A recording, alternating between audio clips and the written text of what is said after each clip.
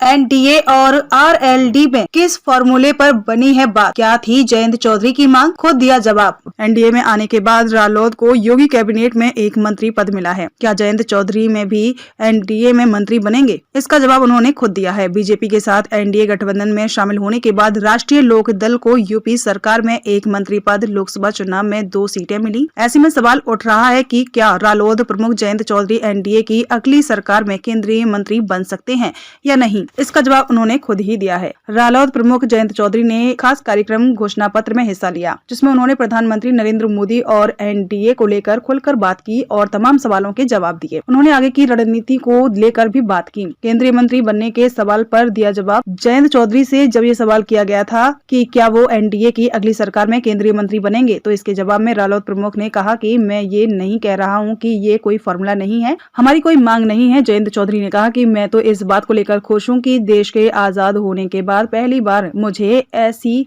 सरकार नजर आई जिसकी प्राथमिकता है कि चौधरी चरण सिंह विरासत को हम जन जन तक पहुंचाएंगे। इसके साथ ही उन्होंने बीजेपी के मैं हूं मोदी परिवार का भी समर्थन किया और कहा कि मैं उस परिवार में हूं, मोदी परिवार का हिस्सा हूं और हमारे परिवार का हिस्सा हमारे कार्यकर्ता हैं। इसमें कोई शक नहीं है, उस परिवार में सब लोग आते हैं। मैं पहला ऐसा सांसद हूं जिसने अपनी 100% सांसद फंड अपने क्षेत्र स्टेडियम रनिंग प्लेटफॉर्म बनाने में लगाया है। दरअसल एनडीए से गठबंधन के बाद रालोद को यूपी में 2 सीटें बागपत और बिजनौर मिली है। जयंत ने इन दोनों सीटों पर अपने प्रत्याशियों का भी ऐलान कर दिया है। इसके साथ ही योगी कैबिनेट में भी एक विधायक को मंत्री बनाया गया है। रालोद ने मंत्री परिषद की एक सीट पर भी अपना प्रत्याशी उतारा है।